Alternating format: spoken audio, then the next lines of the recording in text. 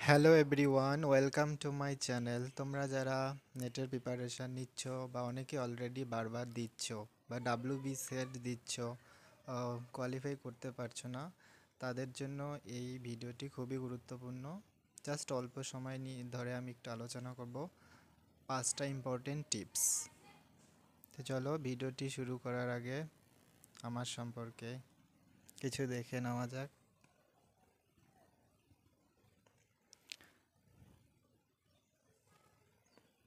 ওকে, দেখো এই 5টি বিষয় বা 5টা টিপস খুবই গুরুত্বপূর্ণ। প্রথমত হচ্ছে কনসেপচুয়াল আন্ডারস্ট্যান্ডিং।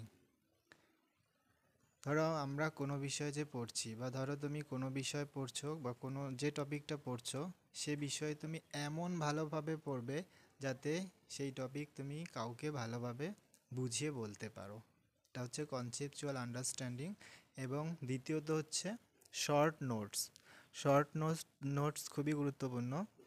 যে বিষয়ে তুমি পড়ছো, যে টপিকটা পড়ছো, ধরো 10 পাতার একটা টপিক, সেই 10 পাতাকে তুমি এক পাতায় লিখে নেবে কিভাবে, ইম্পর্টেন্ট মানে বুলেট পয়েন্ট। সেটা হচ্ছে শর্ট নোট। তৃতীয়ত হচ্ছে প্রিভিয়াস ইয়ার্স কোশ্চেন। দেখো মক টেস্ট দাও, এমনিতে এমসিকিউ সলভ করো, তার থেকেও বেশি ইম্পর্টেন্ট হচ্ছে প্রিভিয়াস ইয়ার্স কোশ্চেন।